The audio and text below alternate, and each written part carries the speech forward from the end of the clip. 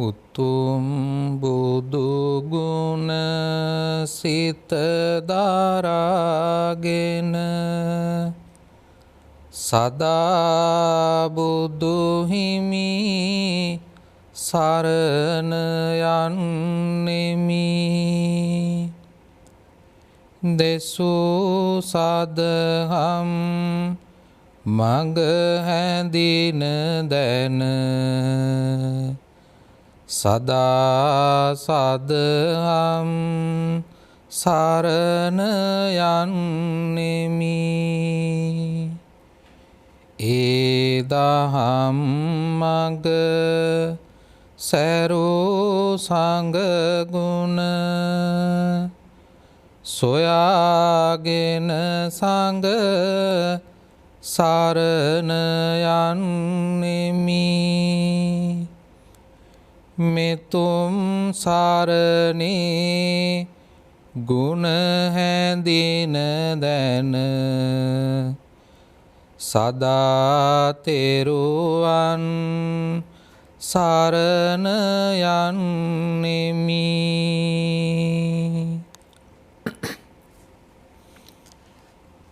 සමන්තා චක්කවාලේසු අත්‍රා ගච්ඡන්තු දේවතා සද්ධම්මං මුනි රාජස්ස සුනන්තු සග්ග මොක්ඛදං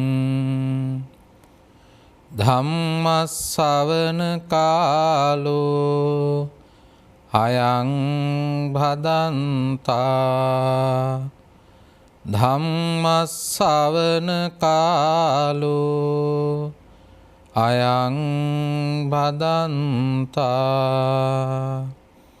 ධම්ම ශ්‍රවණ කාලෝ අයං භදන්තා. නමෝ තස්ස භගවතෝ අරහතෝ සම්මා සම්බුද්දස්ස. නමෝ තස්ස භගවතෝ අරහතෝ සම්මා සම්බුද්දස්ස. නමෝ තස්ස භගවතෝ අරහතෝ සම්මා සම්බුද්දස්ස. අසේවනාච බාලානං පණ්ඩිතානං ච සේවනා පූජාච පූජනීයානං ඒතං මංගල මුත්තමං තී.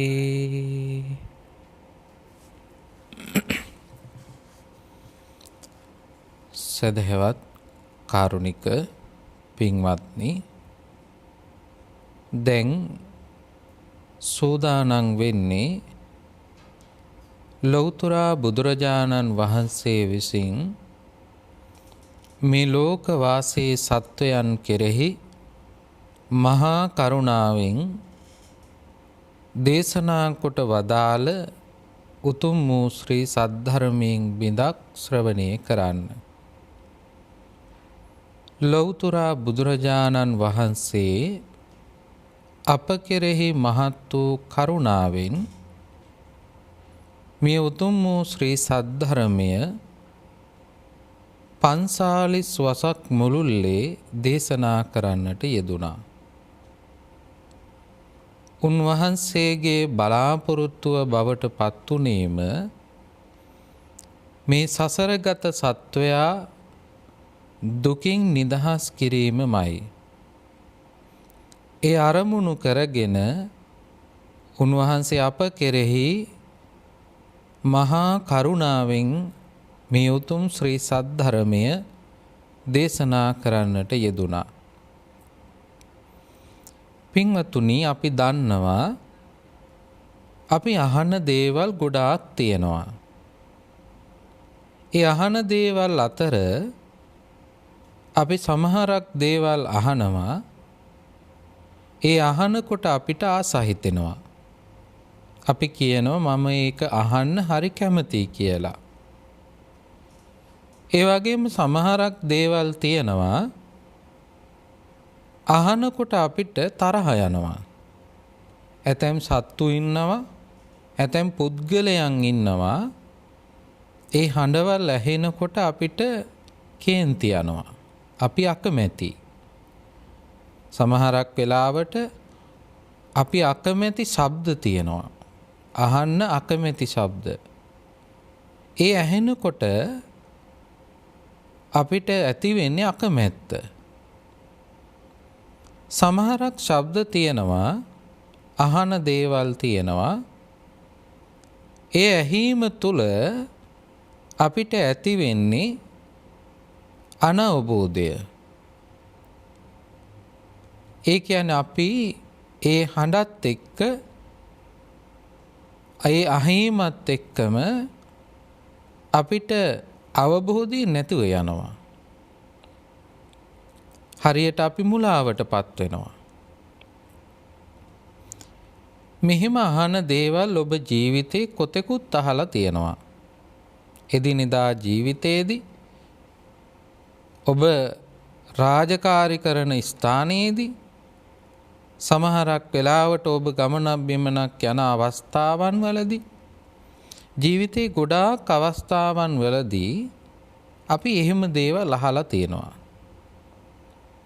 පින්වත්නි, ඒ තුල අපිට ආසාව නම් ඇති වෙන්නේ, එතන අපිට ගොඩ නැගින්නේ ලෝභය නැත්තම් රාගය. ඔබ අහන දේවල් අතර තරහව නම් උපදින්නේ, ඒ තුල තියෙන ද්වේෂය. අහන දේවල් අතර ඔබ මුලාවටපත් වෙනවා නම් ඒ තුල තියෙන මෝහය. ලෝභ, දෝෂ, මෝහ තමයි අපි අහන දේවල් තුරින් වැඩිපුරම එකතු කරගෙන තියෙන්නේ. ඒ එකතු කිරීමත් එක්ක ධර්මයේ සඳහන් වෙන ආකාරයට, ධර්මයේ පෙන්වා දෙන ආකාරයට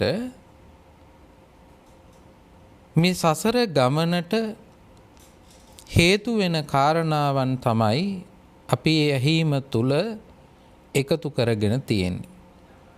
ඔබ මම මේ සසර ගමන යන්නේ ලෝභ, දෝෂ, මෝහ නිසා.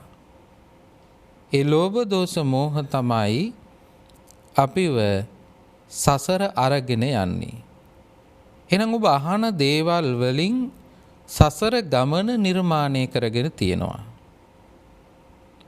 බුදුරජාණන් වහන්සේගේ ආරමුණ බවට පත් උනේම සසර ගමන නිමාවට පත් කිරීම. ධර්ම ශ්‍රවණය කරනවා කියලා කියන්නේ ඒ අරමුණ සාක්ෂාත් කරගන්නවා කියන එකයි. අද දවසේ ඔබ නිවසේ ඉඳලා, එහෙම නැත්නම් ආයතනයේ ඉඳලා, එහෙම නැත්නම් මේ කුමන හෝ තැනක ඉඳලා මේ රූපවාහිනී තිරේ ඔස්සේ ධර්ම ශ්‍රවණය කරනවා කියලා කියන්නේ. මේ චරණ රූපවාහිනී ඔස්සේ ධර්ම ශ්‍රවණය කරනවා කියලා කියන්නේ ඔබ සසර ගමන කෙටි කරගන්න අවස්ථාවක් උදා කරගන්නවා කියන එකයි. බුදුබණ ශ්‍රවණය කරනකොට පින්වත්නි, ලෝභය ඇති වෙන්නේ නැහැ. රාගය ඇති වෙන්නේත් නැහැ. ද්වේෂය ඇති වෙන්නේත් නැහැ. ඔබ දන්නවා බුදුරජාණන් වහන්සේ ළඟට තරහින් ආපු පුද්ගලයෝ පවා ඒ තරහ නැති කරගෙන අවබෝධය ඇති කරගත්ත බව. ඒ නිසා තරහ ඇති වෙන්නේත් නැහැ, ද්වේෂය ඇති වෙන්නේත් නැහැ. මෝහය කොහෙත්ම ඇති වෙන්නේ නැහැ. මේ ධර්මය තුලින් කරන්නේ මෝහය දුරු කිරීමක්. ඒ නිසා බුදුබණ ශ්‍රවණය කරන කෙනෙකුට ලෝභ, දෝෂ, මෝහ තුලින් කිසිම එකතුවක් සිද්ධ වෙන්නේ නැහැ. මේ කාල වේලාව තුල ඔබට ලෝභය ඇති වෙන්නේ නැහැ, ද්වේෂය ඇති වෙන්නේ නැහැ, මෝහය ඇති වෙන්නේ නැහැ. ඒ නිසා බුදුරජාණන් වහන්සේ පෙන්වා වදාලා අනුත්තරීය කියන සූත්‍ර දේශනාව තුළ සවනානුත්තරීය කියලා කාරණාවක්. ඒ සවනානුත්තරීය කියලා කියන්නේ සවන් දීමවල් අතර උතුම්ම සවන් දීම, වටිනාම සවන් දීම, ශ්‍රේෂ්ඨතම සවන් දීම තමයි සද්ධර්ම ශ්‍රවණය කිරීම කියලා කියන්නේ. ඔබට මේ වෙලාව තුල මේ තුලින් අහන්න ලැබෙන්නේ ලෝකයේ තියෙන උසස්ම ඇසීම, ශ්‍රේෂ්ඨතම ඇසීම. ඒ තමයි බුදුබණ ශ්‍රවණය කිරීම. පින්වතුන්ලා දන්නවා අපි අපේ ජීවිතය ධර්මානුකූලව ගොඩනගාගත යුත්තේ ඇයි කියලා. හේතුව තමයි අපි අපේ ජීවිතය ධර්මයට අනුගතව ගොඩනගාගත යුත්තේ අපි මේ ගත කරන ජීවිතය තුළ අපිට ලබාගත හැකි ඉහළම ඵලය නෙලා ගන්න පුළුවන්කම තියෙන්නේ ඒ තුල නිසා. බුදුරජාණන් වහන්සේ පෙන්වනවා ඒක ගිහි ජීවිතයක් තුල හෝ පැවිදි ජීවිතයක් තුල හෝ වැඩිමහල් කෙනෙක් තුල හෝ කුඩා කෙනෙක් තුල හෝ අපි මේ ධර්මානුකූල ජීවිතය ගොඩනගා ගත්තොත් අපිට ලැබෙනවා සුවයක්. ඒ සුවය මෙලව ජීවිතේ අපිට සුවදායකයි. ඒ විතරක් නෙවෙයි, මෙලව ජීවිතේ අපි ගත කරනකොට අපි කරන කියන දේවල් සාර්ථකව සිද්ධ කරගන්න, යහපත්ව සිද්ධ කරගන්න, නිරවුල්ව සිද්ධ කරගන්න මහත් වූ ආශිර්වාදයක් බවට පත් වෙනවා. ඒ නිසා ධර්මානුකූල ජීවිතයේ ගොඩනගා ගන්න අපි ධර්ම ශ්‍රවණය කරන්නට ඕන. ඒ ධර්මය අවබෝධ කරගන්නට ඕන. ඒ ධර්මයේ ජීවිතයට එකතු කරගන්නට ඕන. මම මාතෘකා පාඩයක් ඉදිරිපත් කළා. කවුරුත් දන්න මාතෘකා පාඩයක්. කාටත් පාඩම් තියෙන මාතෘකාවක්. අසේවනාච බාලානං පණ්ඩිතානංච සේවනා පූජාච පූජනීයානං ඒතං මංගල මුත්තමං. මහා මංගල සූත්‍රයේ එන පළමු ගාථාව, මංගල කාරණාවන් ගැන කතා කරන පළමුවන මංගල කාරණා කිහිපය තමයි අපි මාතෘකා වශයෙන් ඔබට ඉදිරිපත් කළේ. කෙනෙකුට හිතෙන්න පුළුවන් මේක කටපාඩමින් කියන්න තියෙන දෙයක්. පිරිත් කියනකොට ඔබ කටපාඩමින් ඒවා කියවනවා. එහෙම නැත්තම් අහගෙන ඉඳලා ඒ හඬ ඔස්සේ ඔබ කියවනවා. පින්වත්නි, මේ මංගල සූත්‍රය කියලා කියන්නේ ඔබ කවුරුත් දන්නවා මංගල කාරණා 38ක් ගැන සඳහන් වෙනවා. මංගල කියලා කියන්නේ නිවනට හේතු වෙන කාරණාවක්. එතකොට නිවනට හේතු වෙනවා කියලා කියන්නේ අවසාන ප්‍රතිඵලය. හැබැයි ඊට මෙහා මෙලව ජීවිතයේ සාර්ථකව ගත කරන්න හේතු වෙන කාරණාවක්. යහපත් ජීවිතයක් ගත කරන්න හේතු වෙන කාරණාවක්. තමන්ටත් අන් අයටත් යහපත් විදිහට ජීවත් වෙන්න හේතු වෙන කාරණාවන් තමයි මේ මංගල සූත්‍රයේදී පැහැදිලි කරන්නේ. මේ නිදාන කතාව පිළිබඳව ඔබ හොඳට දන්නවා. දෙවියන් බුදුරජාණන් වහන්සේ ළඟට ඇවිල්ලා මංගල කාරණාවන් විමසුවහම ඒ මංගල කාරණාවන් මෙන්න මේවයි කියලා ඔවුන් විසින් ඉදිරිපත් කරනවා. ඒ බුදුරජාණන් වහන්සේ අනුමත කිරීමක් පමණයි කරන්නේ. එතකොට දැන් මේ මංගල සූත්‍රයේම ගත්තහම මේ මංගල සූත්‍රයේ කටපාඩමින් පමණක් කියලා නිමා කරන්න නෙවෙයි තියෙන්නේ. දැන් ඔබ දන්නවා මේ ධර්ම ශ්‍රවණය කරන කවුරුත් මේ මංගල සූත්‍රයේ කටපාඩමින් කියන්න පුළුවන්. මේ බුදුරජාණන් වහන්සේ දේශනා කරපු මේ ධර්මය එහෙම නැත්නම් මේ ත්‍රිපිටකය තුල තියෙන මේ ධර්මය කටපාඩම් කරගත්තයි කියලා එයින් සම්පූර්ණයෙන්ම ප්‍රතිඵල ලැබෙන්නේ නැහැ. අපි මේවා ජීවිතය තුළට එකතු කරගන්නට ඕන. මංගල සූත්‍රයේ කරුණු 38ක් තියෙනවා. ඒ කරුණු 38 මම දන්නවා කියලා ගිරවෙක් වගේ කරුණු 38 කියවන එක නෙවෙයි කරන්න ඕන. පින්වතුන් දන්නවාද මේ මංගල සූත්‍රය තුල අඩංගු වෙන කරුණු 38 ගත්තහම එකින් එක පිළිවෙලට ගත්තොත් එහෙම අපි අපේ ජීවිතය ගොඩනගාගත යුතු ආකාරය තමයි පැහැදිලි කරන්නේ. දැන් දරුවෝ හදන අම්මලා තාත්තලාට ඊටාම වැදගත්. දැන් අපිට කියන දෙයක් තමයි දරුවෝ කියන දේ අහන්නේ නැහැ. දරුවෝ අකීකරුයි. දරුවෝ මේ සමාජයට හරි කරදරකාරී. ඒ වගේම තරුණ ජීවිත තියෙනවා මේ සමාජයට පිළිලක් වෙලා. සමහරක් තරුණ ජීවිත ගත්තාම ඒ අයගේ ජීවිත විනාශ කරගෙන තියෙනවා. ඉතින් මේ වගේ මැසවිලි අපිට ඕනෑ තරම් අහන්න ලැබෙනවා. ඒ සියල්ලටම පිළිතුර විදිහට අපිට දෙන්න තියෙන වැඩපිළිවෙල තමයි මංගල සූත්‍රයේ යථාර්ථයක් කරන එක. රාජ්‍ය මට්ටමින් මේවාට ප්‍රතිපත්ති හැදෙන්න ඕන.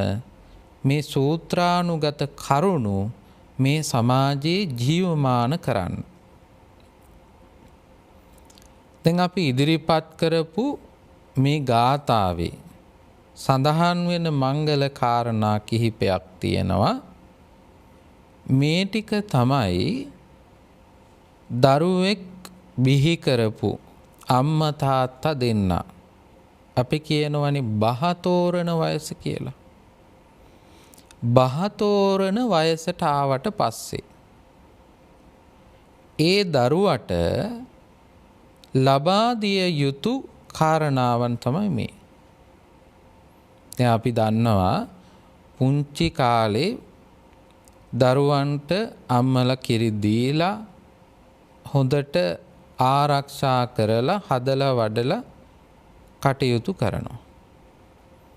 ඒ දරුවට අකුරු කියවලා ටික දවසක් යනකොට බොහෝම අපහසුතාවයට පත් කරලා ඉගැන්වීම තමයි කරන්න උත්සාහ කරන්නේ. ඉගැන්වීම කරලා ඒ දරුවට ඉලක්කයක් දෙනවා. ඒ දරුවා වෛද්‍යවරයෙක් වෙන්න ඕනේ. එහෙම නැත්නම් ඉංජිනේරුවරයෙක් වෙන්න ඕනේ. එහෙම නැත්නම් වෙනයන් හෝ හේතුවක් පාදක කරගෙන අරමුණක් දෙනවා.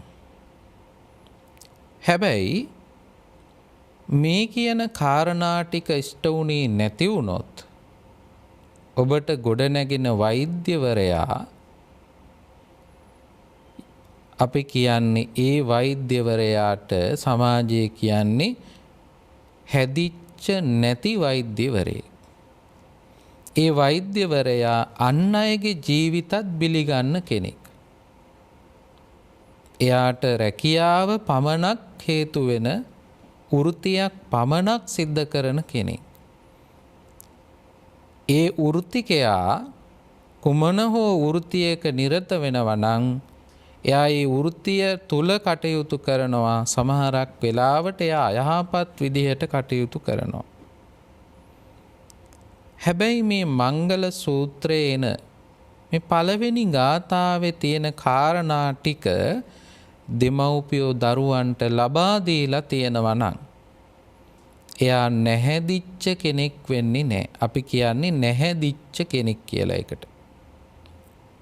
එයා හොඳට හැදිච්ච ගුණ යහපත් කරුණාවන්ත අනිකා කෙරෙහි අනුකම්පාවෙන් බලන කෙනෙක් බවට පත් වෙනවා.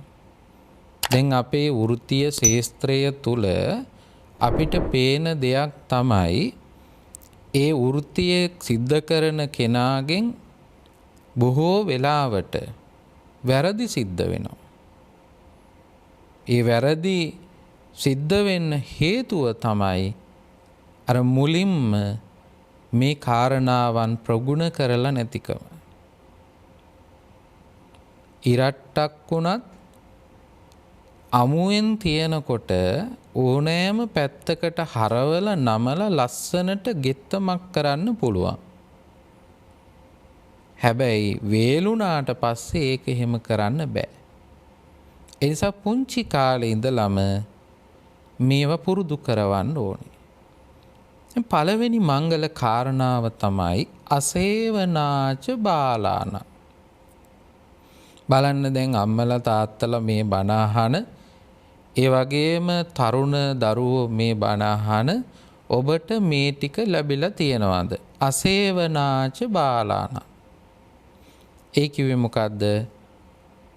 අසේවනාච බාලානං කිව්වේ බාලයන් ඇසුරෙන් දුරු වීම.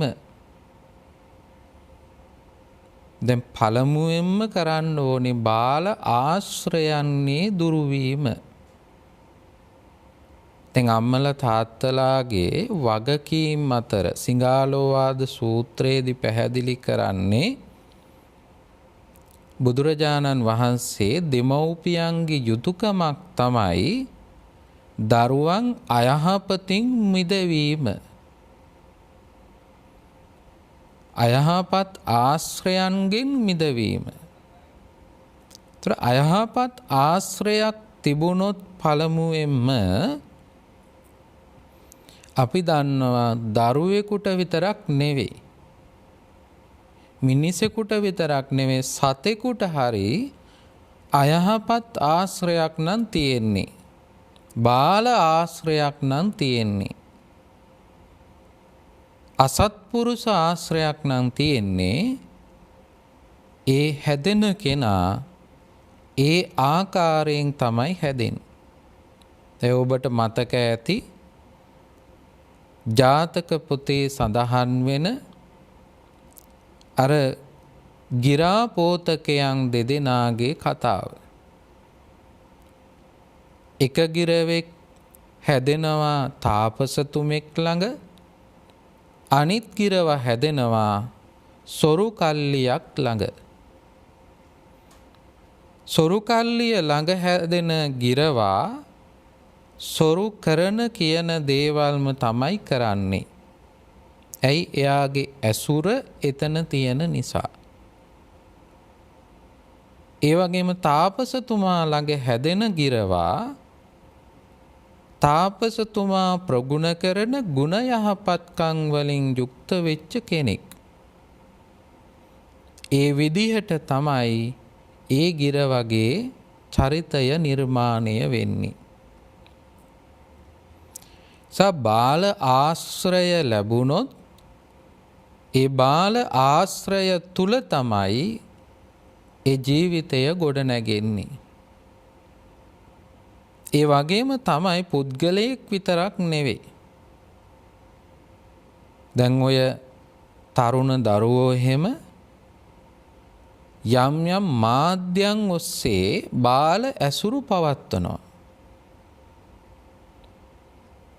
සමහර වෙලාවට මාධ්‍යයන් වෙන්න පුළුවන්. සමහර වෙලාවට ඔවුන් කැමති දේවල් වෙන්න පුළුවන්. හැබැයි ඒ ඇසුරට පත් වුණාට පස්සේ ඒ තුල ගොඩනැගෙන කෙනත් ඒ විදිහටම තමයි ගොඩනැගෙන්නේ. සමහරට අම්මා තාත්තා අනිත් පවුලේ කිසිම කෙනෙක් ඒ විදිහට ගොඩනැගිලා නැහැ. සමහරක් අම්මලා තාත්තලා අපිට කියන දෙයක් තමයි හාමුදුරුවනේ අපේ හත්මුතු පරම්පරාවකවත් නැති විදිහට තමයි මේ දරුවෝ හැදෙන්නේ. බලන්න මේ වචනේ කියනකොට අම්මලා තාත්තලා කොච්චර වේදනාවෙන්ද ඒක කියන්නේ.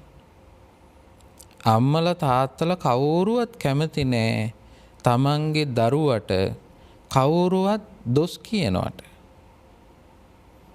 මෙයා මේ විදිය වැරදි කෙනෙක් කියලා අහන්න ලැබෙන ඒ වචනයම ඇති අම්මා තාත්තට වේදනාවක් ගෙනල්ලා දෙන්න.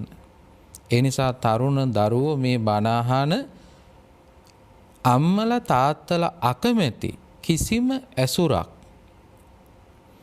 අම්මලා තාත්තලා අකමැති කියලා කිව්වේ මේ සමාජයේ පිළිකුල් කරන ඒ වගේම නුවණැත්තන් විසින් ප්‍රතික්ෂේප කරන ඇසුරවල් තියෙනවා. ඒ ඇසුරට නොගිහින් ඉන්න උත්සාහ කරන්න ඕනේ. ඒ නිසා අසේවනාච බාලාන දෙමව්පියොත් කරන්න ඕනේ පළවෙනි කාරණාව තමයි දරුවන් වැරදි මාර්ගවලින් ඈත් කිරීම. දැන් අපි දන්නවා දුරකථනය, රූපවාහිනිය, ඊළඟට පරිගණකය මේවා ලබා දෙන්න වෙලා තියෙනවා දැන් අද සමාජය තුල. ගොඩාක් කියන දෙයක් තමයි මේවා නිසා තමයි අද තරුණ දරුවෝ විනාශ වෙලා තියෙන්නේ කියලා. ඒකේ යම්කිසි ඇත්තක් තියෙනවා වෙන්න පුළුවන්. හැබැයි ඒක එහෙම වෙලා තියෙන්නේ ඒ පාවිච්චි කරන කෙනාට නිසි අවබෝධය ලබා දීපු නැති නිසා. ඒක මොන ක්‍රමයෙන්ද ලබා දෙන්නේ කියන එක මහ විශාල මාතෘකාවක්. ඒ ගැන කතා කරන්න මේ වෙලාව නෙවෙයි. හැබැයි අම්මලා තාත්තලා වැඩිහිටියෝ දැනගන්න ඕනේ දරුවන් නොමග යන අවස්ථාවේදී එයට එයින් ඈත් කරලා සුමගට යොමු කරගන්න. දැන් මේ කියනකොට ඔබ වරදවා තේරුම් ගන්න එපා. ඇසුර කියලා කියනකොට පුද්ගලයන් විතරක් නෙවෙයි. යම් යම් භාණ්ඩ පවා තියෙනවා. ඒවා තුලින් පවා ළමයින්ගේ ජීවිත, තරුණයන්ගේ ජීවිත විනාශ වෙනවා. එනිසා පළමුවෙන්ම දරුවන් හදනකොට අම්මලා තාත්තලා කටයුතු කරන්න ඕනේ, අදිෂ්ඨාන කරගන්න ඕන වැරදි මාවත්වලට යන එක වළක්වන්න. දෙවෙනි එක මොකද්ද? එහෙම කරලා විතරක් මදි. පණ්ඩිතානංච සේවනං. පණ්ඩිත ආශ්‍රයකට යොමු කරන්නත් ඕන. පණ්ඩිතයා කිව්වේ කවුද මෙතෙන්දී? දැන් බාලයා කිව්වේ පණ්ඩිතයා කිව්වේ මේ දෙකේම අර්ථය දැනගන්න ඕන. බාලයා කිව්වේ කරන කියන හිතන දේවල් අයහපත් කෙනා. පණ්ඩිතයා කියලා කියන්නේ එතකොට කරන කියන හිතන සිත, කය, වචනය මේ තුන් දොරින්ම යහපත් දේවල් කරන කෙනා. එයාට අපි කියනවා සත්පුරුෂයා කියලත්. සත්පුරුෂයන් තමයි පින්වත්නි මේ සමාජය ආලෝකමත් කරන්නේ. මේ සමාජය ආලෝකමත් කරන කෙනා තමයි සත්පුරුෂයා. හැබැයි බුදුරජාණන් වහන්සේ පෙන්වනවා සත්පුරුෂයා හැම තැනම නැහැ. සත්පුරුෂයා දුර්ලභයි. දුර්ලභයි කියලා කියනකොට ඒ තුල තියෙන වටිනාකමක්. ඒ වටිනා දේවල් දුර්ලභයි. දුර්ලභ දේවල් හැමදාම හොයාගන්න නැහැ. හැම තැනම හොයාගන්නත් නැහැ. ඒ නිසා ඒවා තමයි අපේ ජීවිතවලට, අපේ සමාජයට, විශේෂයෙන්ම අපේ රටට වැදගත් වෙන්නේ, වටිනාකමක් තියෙන්නේ. මිනිස්සු විදිහට අපිට වටිනාකමක් තියෙන්නේ එතකොටයි. එහෙනම් සත්පුරුෂ ආශ්‍රයක් ලබා ගන්න ඕන. දැන් මේ අතු දන්නවා ධර්ම ශ්‍රවණය කරනකොටත් අපිට ධර්මයේ ප්‍රතිඵල ළඟා කරගන්න නම් සත්පුරුෂ ආශ්‍රයක් තියෙන්න ඕනේ. බුදුරජාණන් වහන්සේ පෙන්වනවා මේ සිත දියුණු කරගන්න, බණ කියලා බණ අහලා සිත දියුණු කරගන්න යන කෙනෙකුට වර්ධනය කරගත යුතු කාරණාවන් කිහිපයක්. ඒ අතර පළවෙනි එක තමයි සත්පුරුෂ සංසේහෝ, සත්පුරුෂ ආශ්‍රය.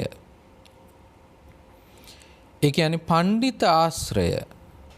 පණ්ඩිත ආශ්‍රයක් ලැබෙනවා නම් තමයි සද්ධර්ම ශ්‍රවණය කරන්න පුළුවන්. අන්න එහෙනම් ඔබේ දරුවට, ඒ වගේම තරුණ දුවේ පුතේ ඔබට සත්පුරුෂ ආශ්‍රයක් ලැබෙනවා නම් ඒ වෙලාව තුල ඔබට, ඒ අවස්ථාව තුල ඔබට ලැබෙන්නේ යහපත් දෙයක්මයි. අයහපත් දෙයක් ලැබෙන්නේ නැහැ. සත්පුරුෂයා කියලා කියන්නේ ලෝකයට රැකවරණය ලබා දෙන කෙනා. ඒ විතරක් නෙවෙයි. දවසක් ආනන්ද හාමුදුරුවන් වහන්සේ විවේක සුවයෙන් වැඩ ඉන්න අවස්ථාවේ උන්වහන්සේට මතකයට නැගෙනවා, උන්වහන්සේට විතර්කයක් පහළ වෙනවා, මේ ශාසනය භාගයක් පමණම පවතින්නේ කල්යාණ මිත්‍රයා සත්පුරුෂයා මත නේද කියලා. සත්පුරුෂයාට කියන තවත් නමක් තමයි කල්යාණ මිත්‍රයා. ඒ වගේම පණ්ඩිතයා. තොර සත්පුරුෂයා මත තමයි මේ ශාසනය භාගයක්ම පවතින්නේ කියලා උන්වහන්සේට මෙනෙහි වෙනවා. ඒ මෙනෙහි වෙලා උන්වහන්සේ බුදුරජාණන් වහන්සේටත් ඒ කාරණාව පැහැදිලි කරනවා. උන්වහන්සේටත් කියනවා ස්වාමීනි මට මෙහෙම සිතුවිල්ලක් පහළ වුණා. මට හිතෙනවා ස්වාමීනි මේ ශාසනය භාගයක් පමණම පවතින්නේ සත්පුරුෂයා මතයි කියලා. ඒ වෙලාවේ බුදුරජාණන් වහන්සේ මාහේව ආනන්ද, එහෙම කියන්න එපා ආනන්ද. භාගයක් නෙවෙයි, සම්පූර්ණ වශයෙන්ම මේ ශාසනය පවතින්නේ සත්පුරුෂයා මතමයි කියලා බුදුරජාණන් වහන්සේ ආනන්ද හාමුදුරුවන්ට කියනවා. එහෙනම් මේ ශාසනය පවතින්නේ මේ අපි උවමනාවෙන් උනන්දුවෙන් රකින්න උත්සාහ කරන මේ සසුන රැකගන්න පුළුවන්කම ලැබෙන්නේ සත්පුරුෂයන්ට, ඒ වගේම පණ්ඩිතයන්ට, කල්යාණ මිත්‍රයන්ට. එහෙනම් දරුවෙක් නැත්තම් ඔබ අසත්පුරුෂ ආශ්‍රයෙන් දුරු වෙලා, බාල ආශ්‍රයෙන් දුරු වෙලා කල්යාණ මිත්‍ර ආශ්‍රයට, සත්පුරුෂ ආශ්‍රයට යොමු විය යුතුයි. ඒ යොමු වෙනවා කියලා කියන්නේ ඔබ තමයි මේ ශාසනය රකින්න කෙනෙක් බවට පත් වෙන්නේ. ඔබ මත තමයි මේ සසුන රැකෙන ස්වභාවය පවතින්නේ. ඒ විතරක් නෙවෙයි. සත්පුරුෂයා කවදාකවත් කාටවත් අයහපතක් කරන්නේ නැහැ. පණ්ඩිතයාගෙන් කාටවත් අයහපතක් සිද්ධ වෙන්නේ නැහැ. අපි දන්නවා පණ්ඩිත ලක්ෂණවලදී පැහැදිලි කරනවා එයා කියනවා නම් යමක් යහපත් දෙයක්මයි කියන්නේ. එයා යමක් කරනවද එයා යහපත් දෙයක්මයි කරන්නේ. එයා යමක් සිතනවද ඒ සිතුවිල්ල පවා යහපත් සිතුවිල්ලක්. දැන් අපි දන්නවා යහපත් දේවල් යහපත් සිතුවිලි අඩුකම නිසා මේ සමාජය බොහෝම අනතුරුදායක වෙලා තියෙනවා. අපි ජීවත් වෙන මේ කාලය අනතුරුදායකයි. යහපත් සිතුවිලි යහපත් ක්‍රියාවන් යහපත් වචන නැතිකම. දැන් බලන්න කිසිම බයක් සැකක් නැතිව අද වචන පාවිච්චි කරනව කවුද ඉන්නේ කියලාවත් බලන්නේ නැහැ. තරුණයන් අතර කතා බහක් ඇහුවොත් එහෙම වැඩි හිටියන්ට නම් ඔළුවේ අත ගහ ගන්න හිතෙනවා. ඒ තරමට වචනය අපිරිසිදුයි.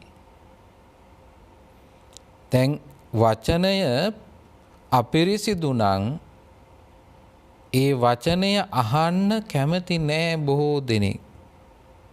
ඒකටම කැමති වෙච්ච ටිකකුත් ඉන්න පුළුවන්. හැබැයි ඒකට අකමැති අය තමයි වැඩිපුර ඉන්නේ. එතකොට එයා සමාජයේටම අකමැති දේවල් තමයි කතා කරන්නේ. හැබැයි සත්පුරුෂයා කතා කරනකොට මී පැණි වගේ පැණි රසයි. එය අහගෙන ඉන්න කැමති. එය අහගෙන ඉන්නකොට හරි සැනසීමක් දැනෙනවා. එහෙනම් සත්පුරුෂයා වචනයක් පිට කරත් මේ සමාජයට යහපතක්. සත්පුරුෂයා යමක් කරනවා නම් ඒ දේ කරන්නේ තමන්ට අනුන්ට යහපතක් වෙන දෙයක්. දැන් ධර්මයේ පෙන්වා දෙන්නේ තමන්ටත් අනුන්ටත් යහපතක් වෙන දෙයක් කරන්න කියලා. සමහරක් අපි දැකලා තියෙනවා දරුවෝ ඉන්නවා තරුණ දරුවෝ ඉන්නවා තමන්ට කිසිම යහපතක් නැති දේවල් කරනවා. හැබැයි ගත්තහම අන් අයට අනිකුත් අයට එයින් යහපතමයි සිද්ධ වෙන්නේ. හැබැයි තමන්ගේ ජීවිතේ විනාශ වෙලා. බුදුරජාණන් වහන්සේ පෙන්වා දෙන්නේ ඒ ක්‍රියාව නොකළ යුතුයි. මොකද අපිට බෑ අපිටවත් අයහපතක් කරගන්න. ධර්මයට අනුව එයට අවසර ලැබෙන්නේ නැහැ. ඒ නිසානේ සියදිවි හානි කර ගැනීම කියන එක තහනම් වෙලා තියෙන නීතියනොත්.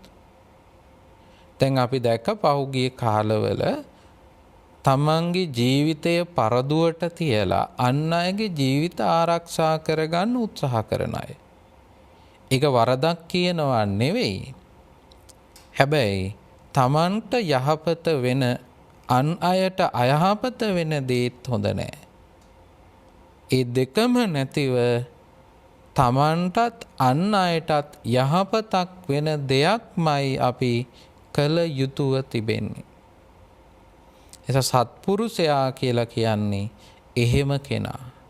පණ්ඩිතයා කියලා කියන්නේ එහෙම කෙනා. එහෙමනම් සත්පුරුෂ ආශ්‍රය ලබා ගැනීම මෙලව ජීවිතයේ සතුටින් ගත කරන්න පුළුවන් කාරණාවක්. මං ධර්ම දේශනාව ආරම්භයේදීම කිව්වා මේ මංගල කාරණාවන් ජීවිතයට එකතු කරගත්තොත් මෙලව ජීවිතයේ සතුටින් ගත කරන්න පුළුවන්. ඒ වගේ මෙලව ජීවිතේ සාර්ථක කරගන්න පුළුවන්. පරලොව ජීවිතයත් සාර්ථක වෙනවා. තුන්වෙනි කාරණාව තමයි පූජාච පූජනීයානං පිදිය යුත්තං පිදීම. පිදිය යුත්තන් කියලා කියනකොට මේ සමාජයේ ස්තර කිහිපයක්ම ඉන්නවා. තමන්ට වඩා වැඩිමහල්, තමන්ට වඩා ගුණ යහපත්කම් වලින් ඉහළ, තමන්ට වඩා මේ සමාජයේ ගෞරවනීයව කටයුතු කරන, දැන් අම්මා තාත්තා, වැඩිහිටියන්, ඒ වගේම තමන්ට ඉහළ වයස්වල ඉන්න සහෝදර සහෝදරියන්, ඊළඟට පැවිදි උතුමන් වහන්සේලා, මේ විදියට ගත්තාම ඒ වගේම අපි දන්නවා මේ අපේ සමාජයට සේවයක් කරපු අය, අතීත විරුවන්, මේ අය පිදීමට ලක් කළ යුතුයි. සමාජයක පැවැත්ම පවතින්නේ ඒ අයට ලැබෙන ගෞරවය, සත්කාරය ලැබීම මතමයි. බුදුරජාණන් වහන්සේ මේ කාරණාව පැහැදිලි කරනවා එක අවස්ථාවකදී. එක භික්ෂූන් වහන්සේ නමක් බුදුරජාණන් වහන්සේගෙන් අහනවා, ස්වාමීනි, මේ ශාසනය බොහෝ කාලයක් පවතින්න නම් හේතු වෙන කාරණාව දේශනා කරන්න. එහෙම නොවෙනවා නම් ඒකටත් හේතුව දේශනා කරන්න. එහිදී උන්වහන්සේ පැහැදිලි කරනවා මේ සමාජය තුල නැත්තම් මේ ධර්මය නැත්තම් මේ ශාසනය බොහෝ කාලයක් පවතින්නේ නැත්තම්, පවතිනවා නම් එයට හේතුව මේ කාරණා දෙකටම හේතුව තමයි ගෞරවය. එහිදී උන්වහන්සේ පෙන්නනවා ගෞරවයන් ලැබෙන්න ඕන ශාස්ත්‍රූ ගෞරවය, ශාස්ත්‍රූවරයා කෙරෙහි තියෙන ගෞරවය, පිදීම. ඒ වගේම ධර්මය කෙරෙහි ගෞරවය, ඒ වගේම සංඝයා කෙරෙහි ගෞරවය, ශික්ෂාවන් කෙරෙහි ගෞරවය. අවසානයේ බුදුරජාණන් වහන්සේ පෙන්වනවා එකිනෙකා කෙරෙහි ගෞරවයත් මේ ශාසනය රැකෙන්න හේතු වෙනවා. එහෙනම් මේ සමාජයේ යහපත පිණිස, මේ සමාජයේ අභිවෘද්ධිය පිණිස, මේ සමාජයේ රැකවරණය පිණිස පවතින්නේ ගෞරවයමයි. ඒ නිසා ඔබ දරුවන්ට උගන්වන්න ඕන, ඔබ ඔබේ ජීවිතය තුළ ගොඩනගා ගන්න ඕන ගරු කළ යුත්තන්ට ගරු කරන්න. අපි දන්නවා සමහරක් වෙලාවට ඒ ගෞරවනීය తত্ত্বය නැති කරලා දාන්න, අපිව එතෙන්ට පොළඹවන්න යම් යම් උපක්‍රම ක්‍රියාත්මක වෙනවා. දැන් අපි දන්නවා අම්මා තාත්තට ගරු කරන සමාජයක් තමයි අපේ අතීතයේ තිබුණේ. හැබැයි මේ වර්තමානයේ වෙනකොට අම්මා තාත්තත් එක්ක අම්මා තාත්තා මොනවා හරි යමක් දරුවන්ට කිව්වොත් ඒකට එකක් දෙකක් තුනක් හතරක් විතර කියනවා. එහෙම උනේ නෑ අපි. අතීතයේ අපි දන්නවා තාත්තා ගෙදර ඉන්නවා නම් ඉස්සරහා පැත්තේ, දරුවෝ ගෙදර ඉස්සරහා පැත්තෙන් ආවෙත් නෑ. ඒ ගෞරවයට, බයටම නෙවෙයි. දැන් අද එහෙම නෑ. අම්මා තාත්තා දරුවෝ ඔක්කොම එකතු වෙලා නොහොබිනා ක්‍රියාවන් පවා කරනවා අද. ඒ නිසා අපි අම්මලා තාත්තලාට වැඩිහිටියන්න කියන්න ඕනේ.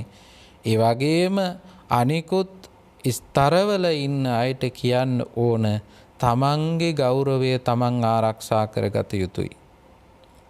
තමන්ගේ ගෞරවය තමන් ආරක්ෂා කරගත්තොත් තමයි ඒ අයට නිසි ගෞරවය ලැබෙන්නේ. දැන් අපි දන්නවා සමහරක් වෙලාවට දරුවෝ පුංචි කාලේ හෝඩි පොතේ ඉගෙන ගන්නවා අම්මා තාත්තා ආච්චි සීයා කියලා. දැන් මේ මනස තමයි දරුවගේ නිර්මාණය වෙන්නේ ටික ටික ලොකු වෙනකොට. හැබැයි ටිකක් කල් යනකොට දරුවට පේනවා හෝඩි පොතේ අම්මත් නැහැ, හෝඩි පොතේ ආච්චිත් නැහැ, හෝඩි පොතේ තාත්තත් නැහැ, සීයත් නැහැ. ඊට වඩා වෙනස් වූ, ඊට වඩා සංකර වූ චරිත තමයි සමාජයේ දකින්න ලැබෙන්නේ, gedara දකින්න ලැබෙන්නේ. සමහරක් දරුවෝ ඉස්සරහා දෙමව්පියෝ වැරදි කරනවා. එතකොට දරුවන්ට ඒ ගෞරවය ලබා දීමට චකිතයක් තියෙනවා. ඒ වගේම තරුණ දරුවෝ ඉන්නවා වැරදි කරනවා. ඒ වැරදි කරලා පුංචි අයගෙන් නැත්තම් Tamanට බාල දරුවන්ගෙන් නැත්තම් සහෝදර සහෝදරියන්ගෙන් ගෞරවය බලාපොරොත්තු වෙනවා. අපි හිතමු අයියයි මල්ලි කියලා. අයියා වැරදි කරනවා නම් මල්ලිට ඒක ගෞරව කරන්න, ගරු කරන්න පුංචි චකිතයක් එනවා. ගුරුවරු ඉන්නවා මේ සමාජයේ. ඒ ගුරුවරු වැරදි කරනවා නම්, ගුරුවරු ළමයි ඉස්සරහම වැරදි කරනවා නම් ඒ ළමයිට ගරු කරන්න යම් චකිතයක් එනවා. ඒ නිසා අපි හැමෝම මම භික්ෂුවක් විදියට ඔබගේ චරිතය නිර්මාණය කරගත්ත විදිහට අම්මා වෙන්න පුළුවන්, තාත්තා වෙන්න පුළුවන්, අයියා වෙන්න පුළුවන්, අක්කා වෙන්න පුළුවන්, නැන්ද මාමා වෙන්න පුළුවන්. එහෙම නැත්නම් ඔබ රටේ පිළිගත්ත කෙනෙක් වෙන්න පුළුවන්. කවුරු හෝ ඔබ ඔබේ චරිතය ගෞරවනීය විදිහට ගොඩනගා ගන්න ඕන. එහෙම නොවුනොත් ඔබට ගෞරවය ලැබෙන්නේ නැහැ. ඔබට ගෞරවය නොලැබෙනවා කියලා කියන්නේ මේ සමාජය තුළ අනාරක්ෂිත තත්වයකට පත් වෙනවා. ඇයි මං එහෙම බර කරලා කිව්වේ? බුදුරජාණන් වහන්සේ පෙන්වනවා ශාසනය රකින්නත් ගෞරවය තියෙන්න ඕනේ. ශාසනය බොහෝ කාලයක් රැකෙන්නත් එකිනෙකා කෙරෙහි ගෞරවය තියෙන්න ඕනි නම් ඔබට මේ සමාජයේ ආරක්ෂාව සිද්ධ කරගන්න, මේ සමාජයේ යහපත පිණිස යොදවන්න ඔබ කෙරෙහි තියෙන ගෞරවය රඳවා ගන්නට ඕන. ඒ නිසා භික්ෂු ගෞරවය රැක ගන්න ඕනේ. ගුරුවරයා ගුරු ගෞරවය රැක ගන්න ඕන. අම්මා තාත්තා දෙමව්පියන්ගේ ගෞරවය රැක ගන්න ඕන. වැඩිමහල් සහෝදර සහෝදරියන් ඒ ගෞරවය රැක ගන්න ඕනේ. මේ සමාජය තුළ එකිනෙකාට ගරු කරන්නත් ඕන. ගෞරවය රැකගත්තාම පමණින්ම ගරු කිරීම සිද්ධ වෙන්නේ නැහැ. නම් පුංචි කාලේ ඉඳලා උගන්වන්න ඕනේ. අපි දැකලා තියෙන සමහරක් වෙලාවට අම්මලා බිම ඉඳගෙන බණ අහනවා. සමහර වෙලාවට දරුවෝ උඩක ඉඳලා බණ අහනවා. ඒ වෙලාවේ අම්මලා තාත්තලාට පුළුවන් වෙන්න ඕනේ නෑ පුතේ ඕක නෙවෙයි. බණ අහනකොට වැඩිහිටියන් එක්ක ඉන්නකොට උඩ ඉන්න හොඳ නෑ. එහෙම කියන්න ඕනේ. දැන් අපි දන්නවා පුංචි කාලේ අපිට එහෙම වුණොත් එහෙම අපි එහෙම දෙයක් කළොත් එහෙම වැඩිහිටියෝ අපිට සැරවැර කරනවා. සමහරක් වෙලාවට දඬුවම් කරනවා. ඒක තමයි ඕන කරන්නේ. මේ සමාජයේ අද ඒක ටිකෙන් ටික ඈත් වෙලා ගෞරවනීය බව නැති වෙලා. අපේ සමාජයේ පින්වත්නි හරි ගෞරවනීයයි. තැනකට ගියොත් එහෙම ඒ තැන ඉන්න මේ ලාංකිකයන් කියන එක හොඳටම පැහැදිලි වුණා. දැන් නම් වර්තමානයේ නම් එහෙම පේන්න දකින්න අපිට ටිකක් අඩුයි. අපේ මේ තියෙන පරිහානියටත් ගෞරවය බලපානවා. ගෞරවය නැතිකම පරිහානියටත් බලපානවා. නිසා මේ මංගල කාරණා බලන්නකො කටපාඩම් කරලා විතරක් ඇතිද කියලා. දැන් අපි මේ කිව්වේ පළවෙනි ගාථාවේ පළවෙනි කාරණා කිහිපේ විතරයි. දැන් මේ ටික පුංචි දරුවෙකුට ලබා දුන්නොත් හොඳ දරුවෙක් බිහි වෙන්නේ නැද්ද? හොඳ දරුවෙක් බිහි වෙනවා. අපි හිතමු මේ ටික අවබෝධ කරගත්ත හොඳ තරුණයෙක්, හොඳ දුවෙක් පුතෙක් මේ ටික අවබෝධ කරගත්තොත් මේ සමාජයේ ඒ දුව පුතා වටින්නේ නැද්ද? ගොඩාක් වටිනවා. අධ්‍යාපනයෙන් ඉහළටම ගියේ නැති වුණාට ඒ ටික විතරක් තියෙනවා නම් දරුවෙක් බොහෝම වටින දරුවෙක් බවට පත් වෙනවා.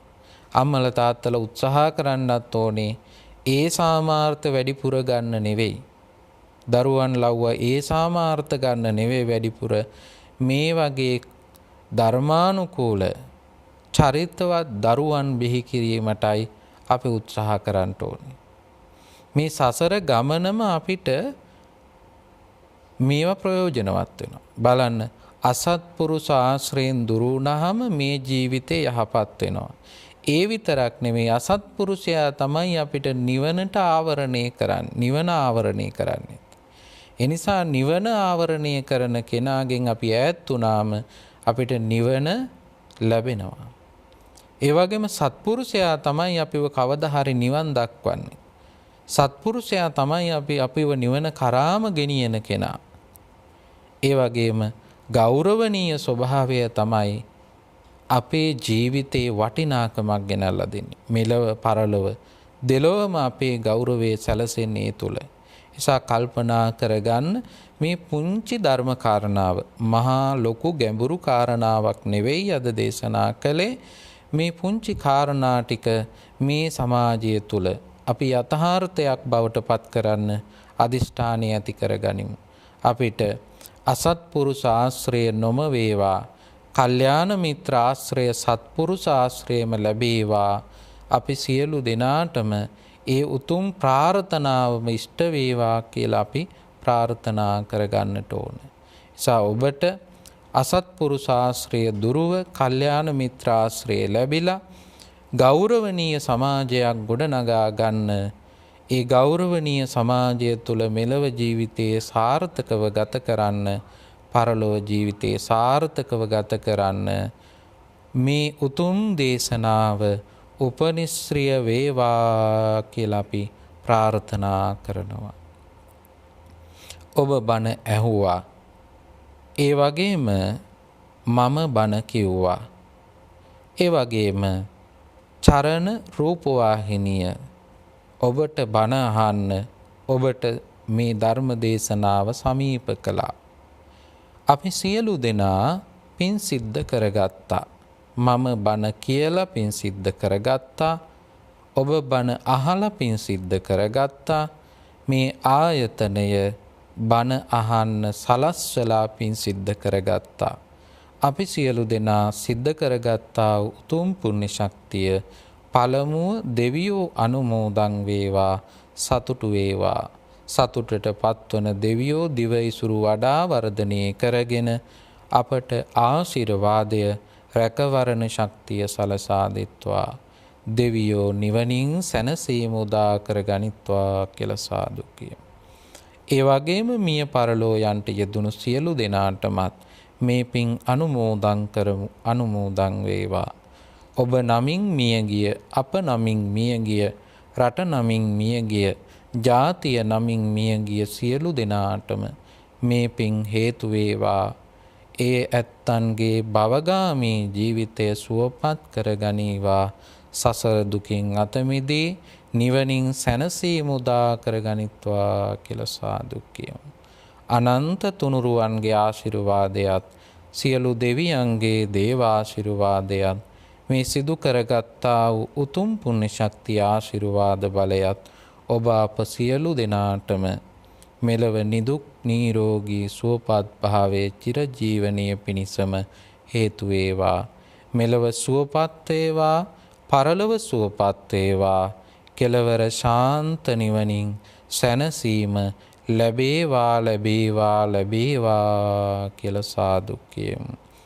ආකාසට්ඨා ච බුම්මට්ඨා දේවානාගා මහිද්దికා පුඤ්ඤන්තං අනුමෝදිත්වා චිරං රක්ඛන්තු ලෝක සාසනං චිරං රක්ඛන්තු දේශනං චිරං රක්ඛන්තු තං සදා.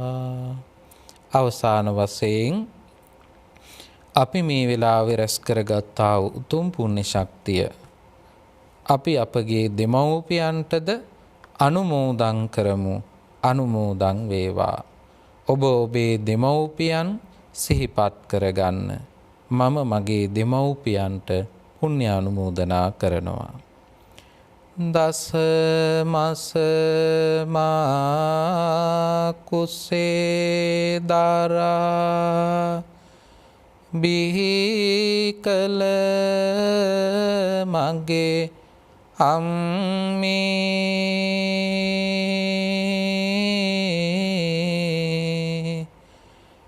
ගතේ රුධිර කිරට පෙරා පෙව්ව මගේ අම්මේ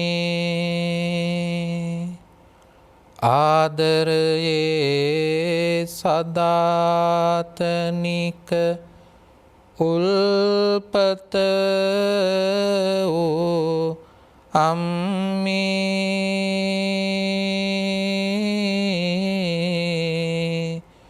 මේ පින්ගෙන කෙලෙස් නිවා සැනසේවා අම්මේ. උපන්දිනේ පටන් අපට මගේ පුතේ කියා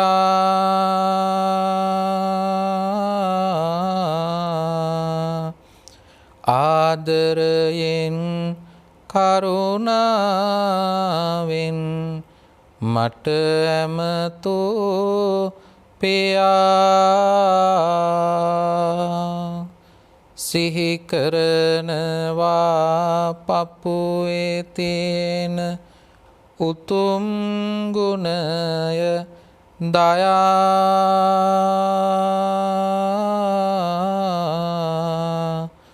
පින් දෙන්නම් පියාණනේ සැනසේවා කියා